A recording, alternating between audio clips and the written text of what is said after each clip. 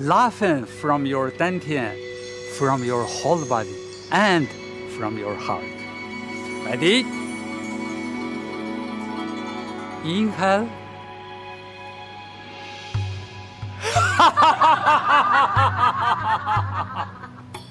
Inhale.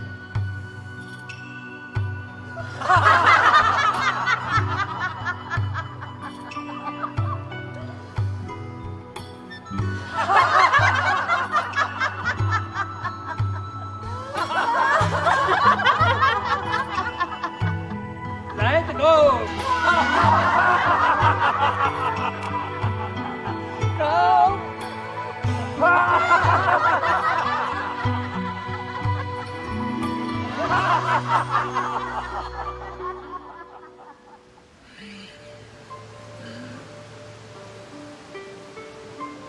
When we're happy, the energy in our bodies flows more freely and we feel healthier. This energy or life force is called qi.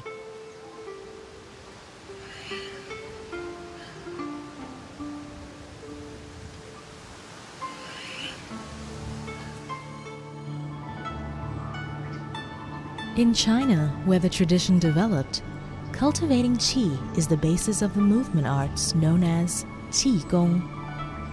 Gong means work or practice.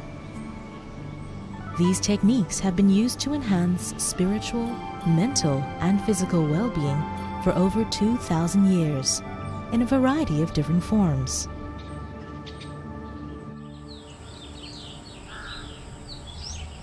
In the 1980s, Master Li Junfeng developed a new kind of Qigong used especially for healing, Shengzhen Wuji Yuan Gong.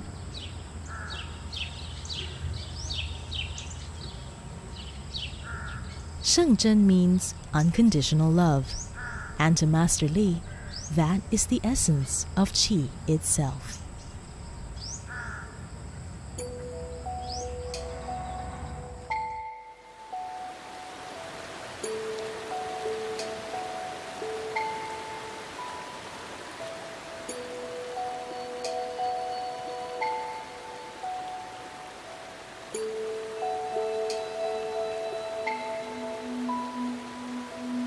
Growing up in Beijing, Master Li studied physical education.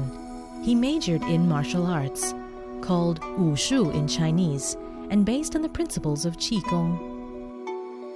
我是1965年毕业于北京体育大学武术系，之后呢就成为北京市瀚海体校的武术教练，后来成立了北京武术队，我就一直做北京武术队的教练，后来做到总教练。 也多次做中国国家队的教练，所以在比赛当中取得了很多金牌，近100枚金牌。后来呢，是因为又有一个这个特殊的机会，又成为电影演员，拍过5部电影，其中4部片子我作为男主角。后来从武术教练改变成气功老师。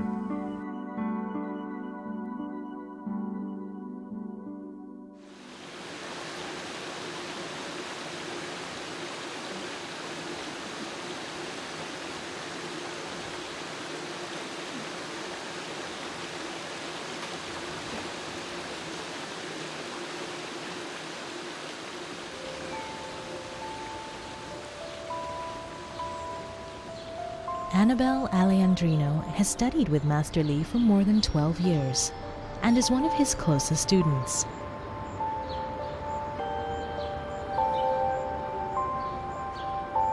She lives in Manila, where she plays a vital part in running the International Shengzhen Society and is herself a teacher of Qigong.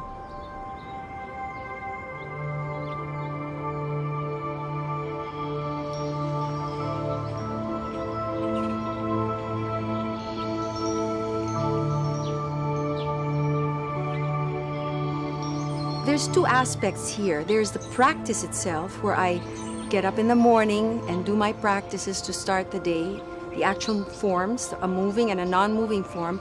But there's the aspect of Wuji Wan Gong that has to do with the mind and your awareness and your attitude towards things. So when I'm going about my day and I'm not doing the movements, I'm still thinking about the principle of Qigong, the principle of Wuji Wan Gong, which is that the Qi in the universe and the Qi from you is constantly exchanging and flowing. So even if I'm not doing the movement, I'm very aware of that. So when I am seated by a beautiful river, for example, I welcome the river into my heart, and my loving the river, I'm sure, helps also nature. So it's an attitude that I carry with me all the time.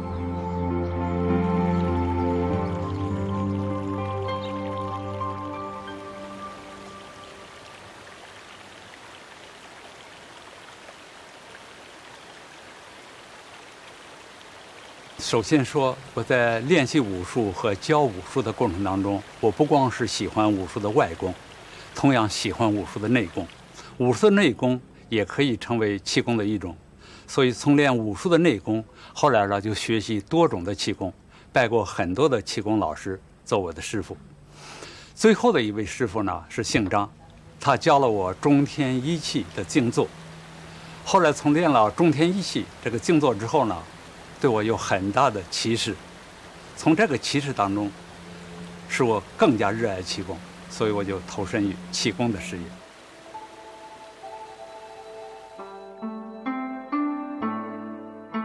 圣真无极元功，它通过它的动作可以激发人的真气运行，因为这个动作是非常协调，又非常柔和，可以激发你身体真气的运行。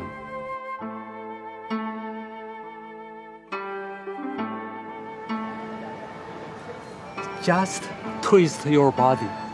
Let your body lead your arms and hands. Here, continue, go down. And then open first. Go. 1. Yes. Here, first like this. First like that. And then turn. Yes. 2, 3, 4. Yes, very good. Second, 1. Go higher, as much. 圣真无极元功的动作，还包括每个动作的含义。通过这个含义，使人更加的理解人生。通过理解人生，去改变人的情绪和心理状态。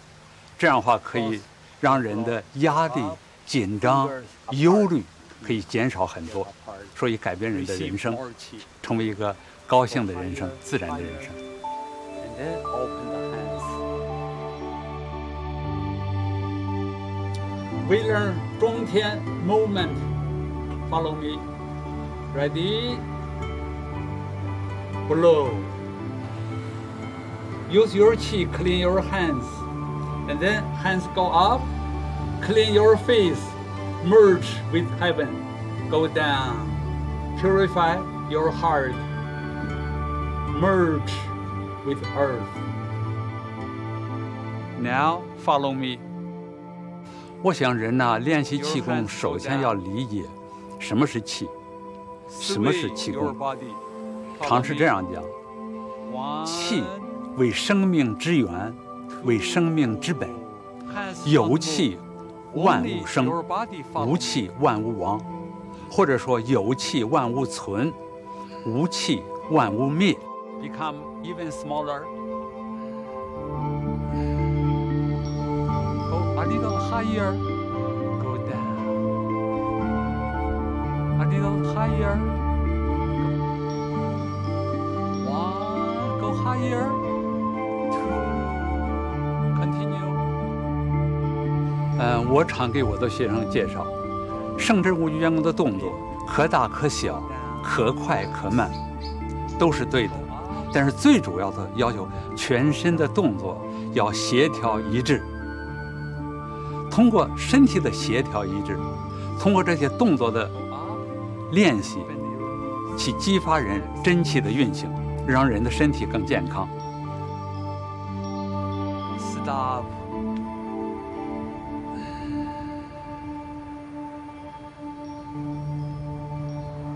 In the end, do 中天 movement again. Ready? Blow. 1, 2.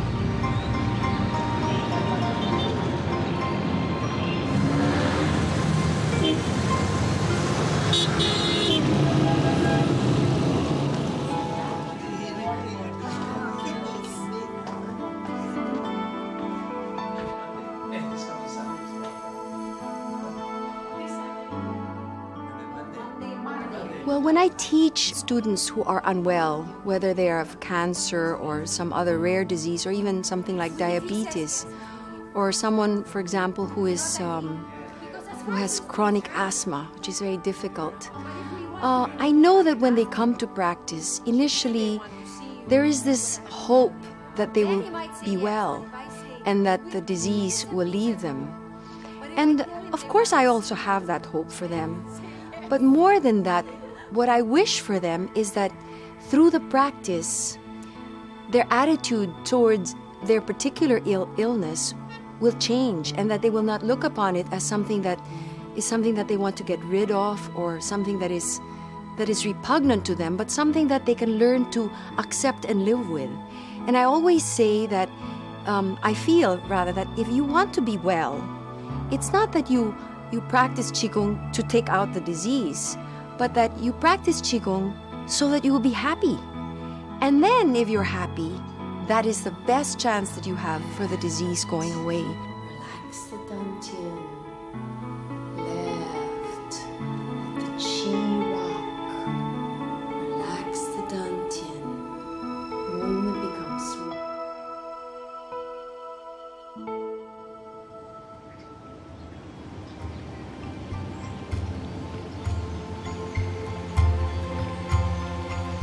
Where you're watching the Qi move, when you're watching your breath, and you're paying attention to your movements, or you're focusing on a thought or a philosophy.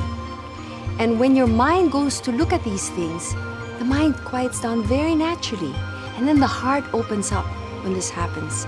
And when the heart is open, then the mind becomes completely at rest.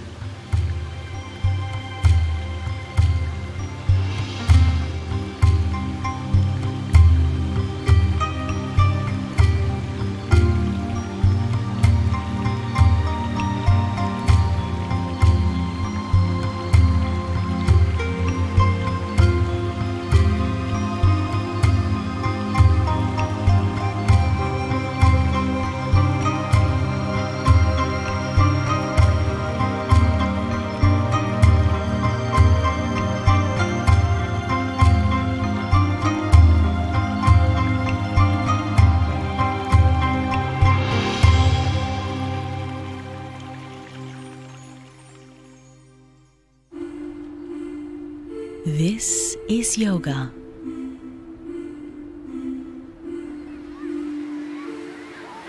This is yoga.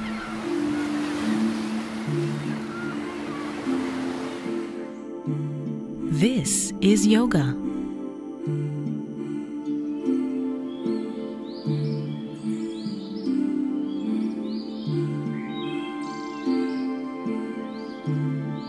And this is yoga. Yoga means union.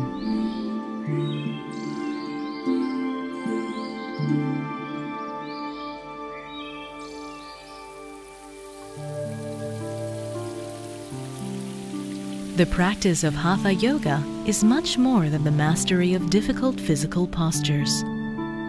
Yoga means union, and Hatha is rigorous discipline. Hatha Yoga presents a complete path toward realizing our true nature, a nature which the great yogis describe as part of a boundless whole, what they call the divine.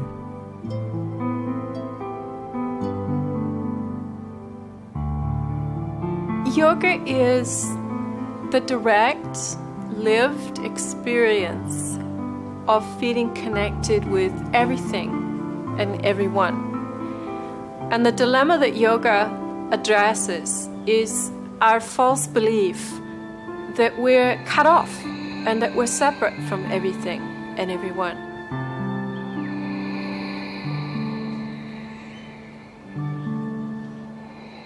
Donna Fari has over 20 years' experience introducing people to yoga and training teachers.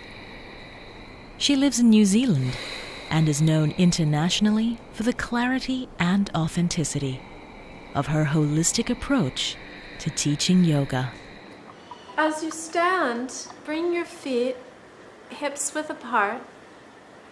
The traditional path of yoga has 8 limbs called Ashtanga, and that provides a framework for an individual to practice. The yoga postures and movements that everyone's familiar with, which are called asanas, make up only one of those 8 limbs. There's much more: breathing practices, practices of returning to silence, concentration and awareness practices, and especially the yamas and niyamas, the 10 precepts of wisdom and ethical conduct that are the foundation of all of yoga.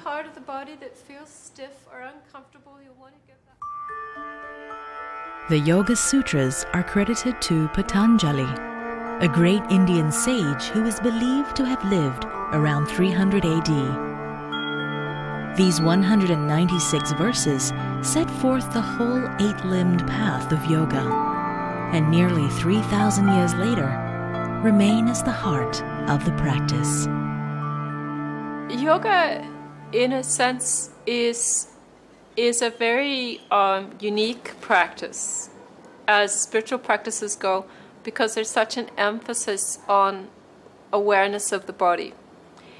And I believe that that emphasis is because this is where consciousness resides. This is where the mind thinks. This is where we feel. This is where we sense. So until we arrive in the body, as it were, until we take up residence here, then we're not going to be aware of what we're thinking, what we're feeling, what we're experiencing. And we're out to sea. As long as we're not aware of what's happening in here, then we're kind of drifting. Arriving in the body is the beginning. It's the beginning of the practice. We begin with the somatic practices because we have to anchor awareness. But the yogic path takes us through all kinds of levels of practice and experience. But just because I become aware of my body doesn't mean that I become enlightened or that I'm free. If that were the case, then we'd have many, many enlightened yogis on the planet at the moment. In Hatha Yoga, we balance opposing forces. We balance male, female. We balance heating, cooling. we balance our gunas, which are the states, so that we can come to a place of equanimity. And we do this in the body.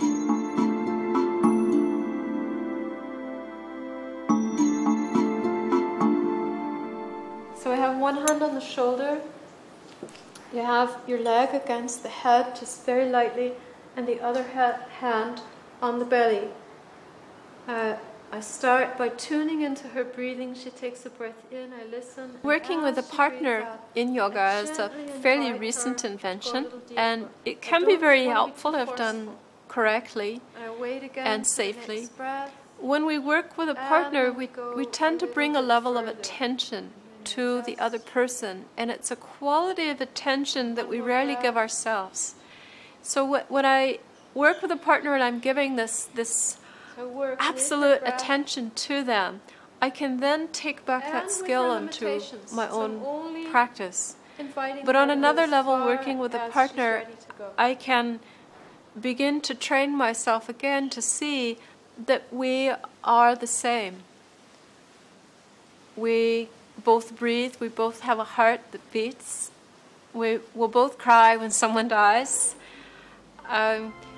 So I train myself by that intimacy with my partner when I'm doing yoga to have this union. Well, yoga is very, very important in my life, and it has actually had quite a profound effect on me. Like when I started practicing yoga, I was like most people, a little bit alienated from my body. And through the practice of yoga, I got to know my body a little bit better. And I was able to nourish it and care for it through the practice of yoga in respect to what I would eat and what I would drink and how I'd exercise my body and how I would rest my body. And it also made me quite aware of my speech and also my attitude to what happens in my life and what happens in the world. Ayurveda is a traditional and natural healing system of India, with roots going back a few thousand years. It is in fact the sister science of yoga. The ancient seers, or wise men of India, formulated Ayurveda to cure man of his physical ailments and yoga to tend to his spiritual needs. Now on my right we have the ginger, and on the left is the blue ginger, or the galanga, or langquat as it is known here. And if you step over here, we'll have a look at the ginger. Ill health in Ayurveda is seen as crimes we commit against the natural intelligence of the body. Because we have free will, we often eat the wrong foods, we overeat or we overwork, and we generally overstress our systems. This causes us to stray from our natural state of being. We use to rub it on the skin and to treat the scabs and the pock marks. In fact, every Indian housewife will be aware of the curative and healing properties of the herbs and spices and plants that she uses in her cooking, in her kitchen every day.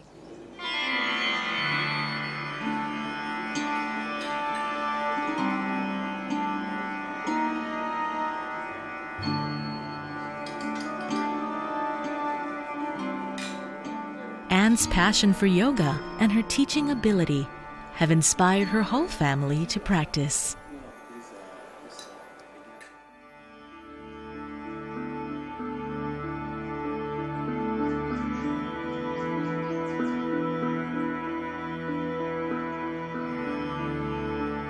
I like to start off the day very, very early in the morning with yoga, and I get great satisfaction out of it. Let me put it the other way. If I don't do yoga a day, then I feel very out of sorts for the day. So I really feel that, yoga is just part of daily thing. My daily routine, I just have to start off with yoga.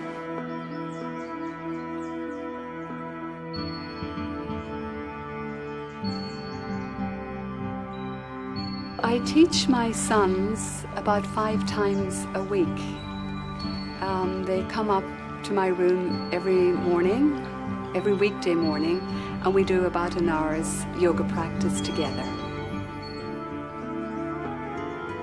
I started yoga when I was a teenager, and I got interested in yoga because I was always involved in physical activity, in sports, outdoor pursuits, and yoga was just a nice way to complement that.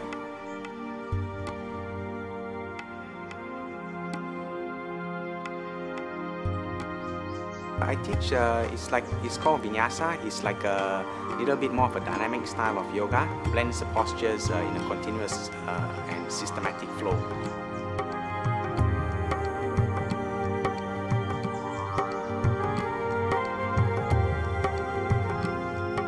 The meditation should be part of the practice. You see, while you're doing the postures or the asanas, you actually should be having a focus on the breathing, on the pranayama. So when your mind is concentrating on the breathing plus your postures, that'll make it like a meditative flow.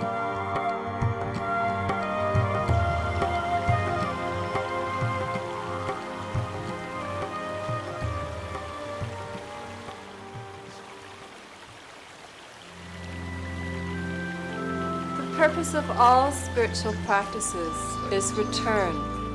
Return to our true nature, which is boundless and still.